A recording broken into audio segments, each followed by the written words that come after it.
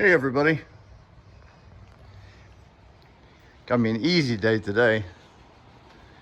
Well, at least physically easy, not mentally easy.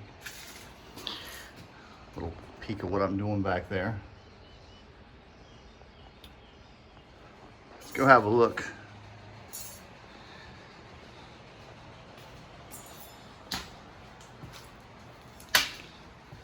Getting tired of living inside the comfort of the house, so I've decided to create a sleeping area in here.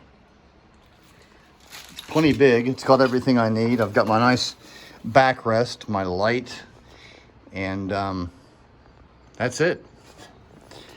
Otherwise, making the cardboard mock-up or pattern to figure out where I stand in life. I know that doohickey right there, which is a recessed Grimes lamp, which I assume probably lights up all this stuff behind me. I know it's 6 inches wide, and I know it's 3 inches from the center of the bulkhead.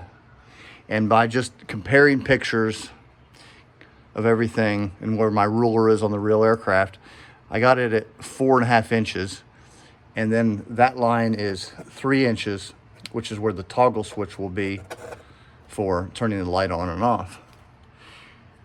I've got these coming in, but for now I've got this nice bowl up there that simulates it. Everything is pretty much where it needs to be in terms of distance from known actual distances of bulkheads, from that area up there to the end of the flight deck floor. There's a 2-inch gap. I'll figure that out, no biggie. But this is actually the flight deck floor, and it would come out to about there, and there's a step, and so on and so forth. And this you can actually see down into there, and you can see the big opening on the side of the airplane right there, and all the walkway and whatnot. But according to my measurements from the center of the bulkhead, this is where everything needs to be. This is absolutely beautiful. This is, as far as I'm concerned, an exact duplicate of the real aircraft. Of course, this is going to go up to that. I still have a lot of looking to do and comparison of various perspectives inside the flight deck to get to. That'll come probably after dinner, but the one thing I do know for certain is I traced this actual pane out of the real aircraft right there. So that glazing and everything is pretty much where it needs to be. It's not far off, but I do know that needs to go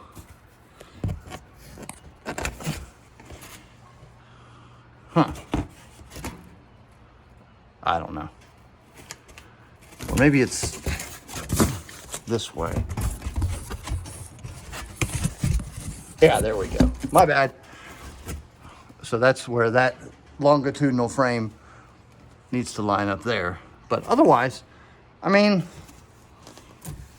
it's not bad. Not bad at all from taking, dimensions over a 3-year period and having them all come together. This can go back a hair.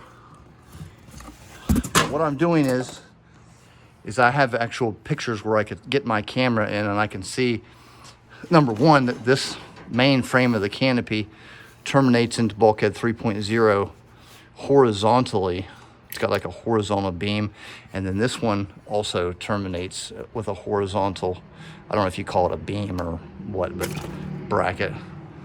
And from taking, I have my pictures I took of the real aircraft on one phone, and then I've got them at the same aspect ratio, and the zoom, I think it's 1.8 is what I use.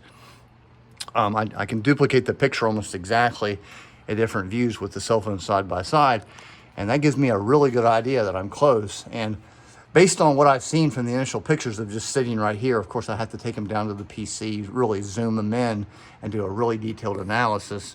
Everything looks great. I mean, the only thing is, I think that I've got some dimensions to fix And some of these need to move back, but it's not much. And if this is off by an inch or two, that's perfectly acceptable.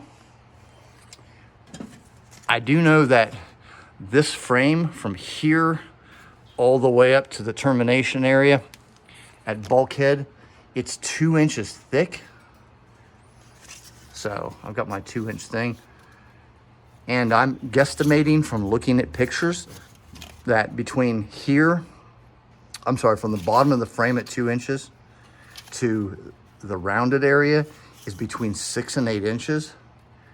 So looking at it like that, it's, you know, I don't know where I am when I took the picture exactly, but it's pretty close. And I'm not, you know, sitting here shaking in my boots because of all my work has been in vain and I have to really get in here and do a lot of surgery. Things are just really coming together nicely. Of course, this roundness, which I've illustrated with my hands several times over the past few months, well, actually goes up to about, it disappears right behind that. So it's going to come down, down, down, down, down, down, down. And then it gets kind of weird here because that's where it starts to transition from round to flat. So we've already done this months ago, flat and then vertical. And the bottom gets kind of vertically flat, but this comes in rounded and tapers off like that. So that is going to be the challenge. But as long as my dimensions are where they need to be, which I'm pretty sure they are, if not, it's not going to be that big of a deal. I think we're fine. So what I am going to do is I'm going to build this because this is known and these are known. What is not known is the difference, the distance between here and here. Those are the unknowns. So I'm going to make my two knowns and bring them together to where the aesthetics are correct. And that's the best deal you're going to get. I mean, I don't have a B-36 shoved up my you-know-where that I can readily access. Oh, man. That's just a piece of rubber so I can see what I'm doing, but it kind of gives it a nice little flow that I don't hate. It's pretty. I'll say hi to my new subscribers and welcome to the show. That's nice.